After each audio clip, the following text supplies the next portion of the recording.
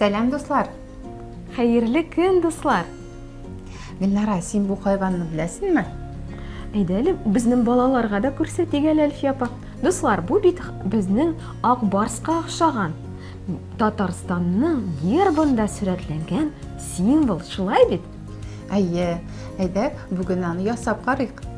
Дуслар, сез дә безгә кушылыгыз. Дуслар, бу кул өчен, ясар өчен безгә ак кагаз, төсле кагаз, гади карандаш, кара карандаш, кайчы, җилем карандаш һәм бызгыч кирәк булачак. Иң элек ак кагаз битен алабыз һәм анда бар сөрәсен ясыйбыз.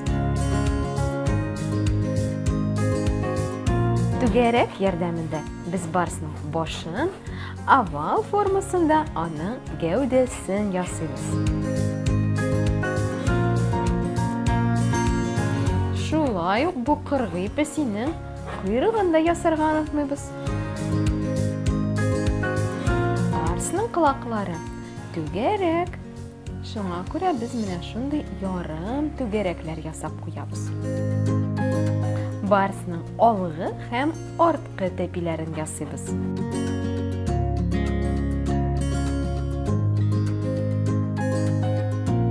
Алгы тәпине дә, арткы тәпине дә берәм-берәм генә ясыйбыз, аннары без сезгә аны кисү сирен күрсәтербез. Кайчы ярдәмендә ясалган рәсемнәребезне кисүгә керешәбез. Балалар, кайчы белән эшләгәндә сак булыгыз. Кулларыгызны, бармакларыгызны кисә күрмәгез.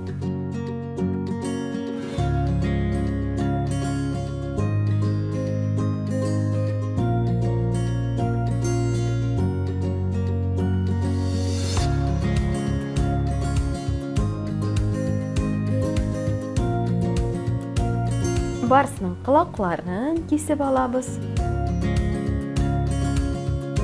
Колакларны кискәндә, аларны ябыштыру өчен махсус ара клапан калдырырга онытмыйк, балалар.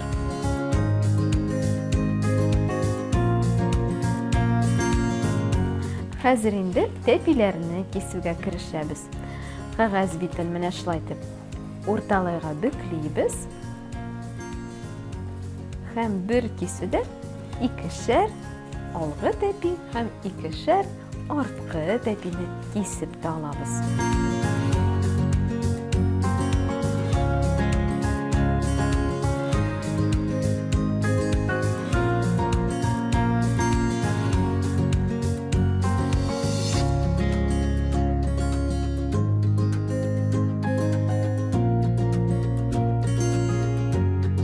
Дуслар, хәзер ак кагаздан менә шундый нечкә генә буйчыклар кисәбез. Алар безгә тәпиләрне барсның гәүдәсенә ябыштырганда кирәк булачак.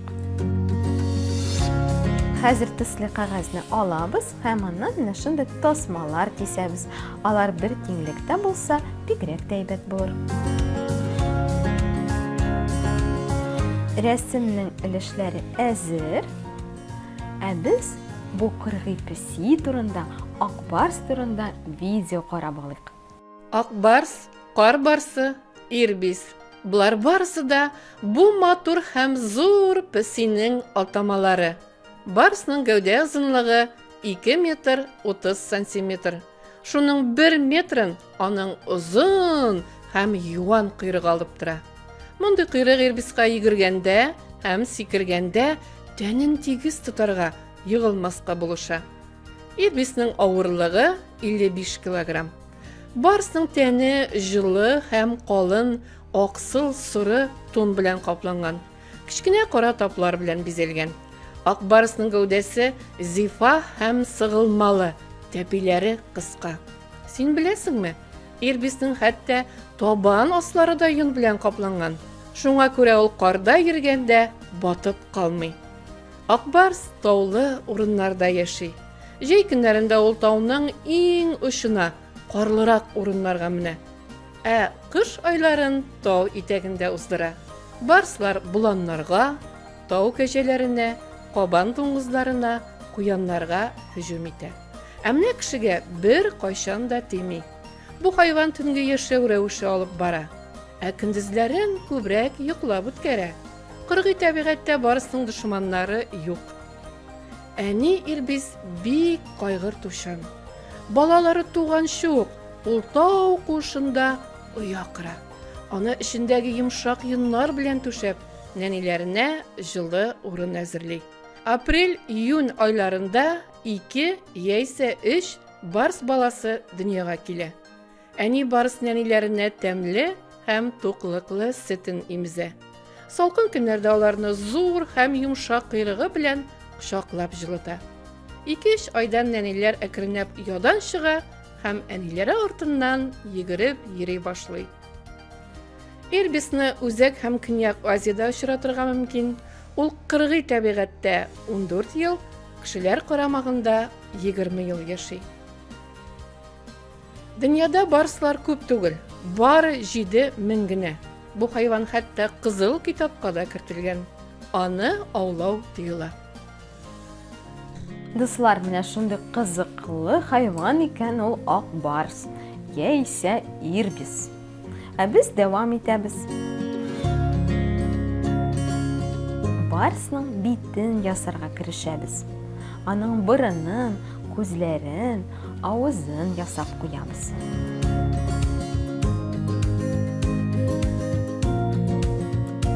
Барсның әле таплары да була. Аларны да ясарга онытмыйбыз.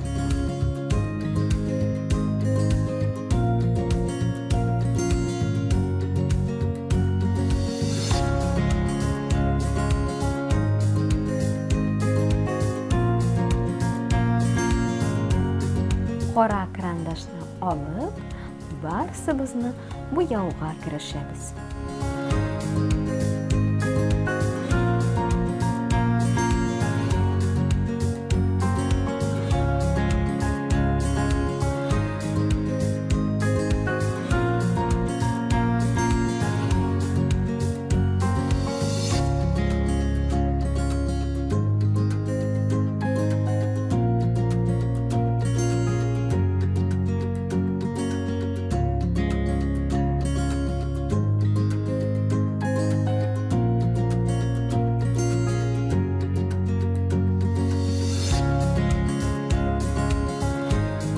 Барсның тәпиләрен, бармакларын ясап куябыз.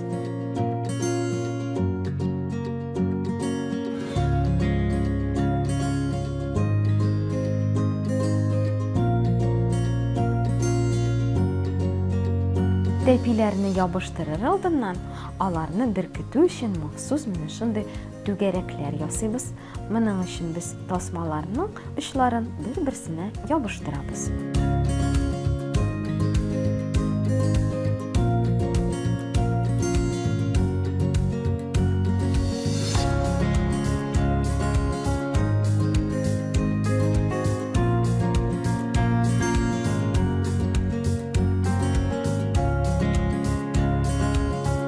Хәзер барсның колакларын ябыштырабыз.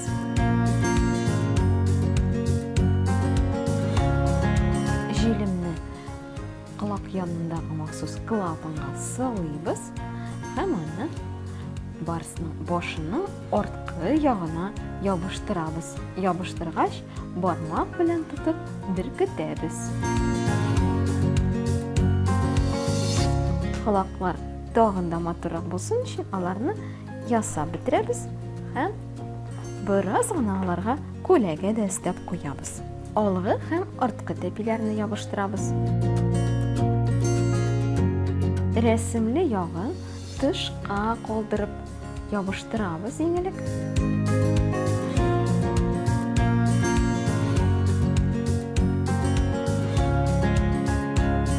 Арткы тәпиләрен ябыштырыр өчен без менә шундый түгәрәкләр кулланабыз. Иңелек нигезгә аларны ябыштырабыз. Аннары шул түгәрәкләр өстенә арткы тәпиләрне дә утыртып беркетеп куябыз.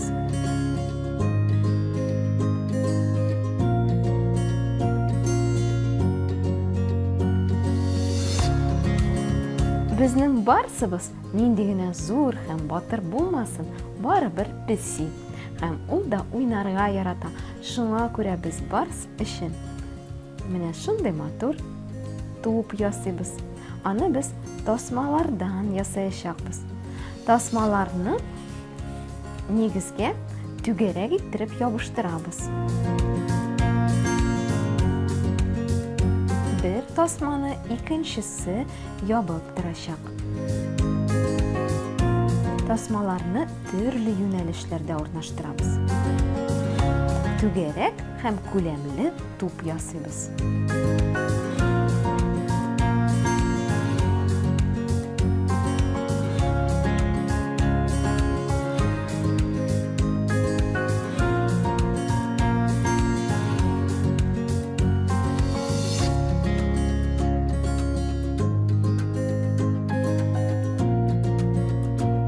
Барсның алгы тәпиләрен җилем карандаш ярдәмендә менә бу тупка яисә йомгакка ябыштырып куябыз.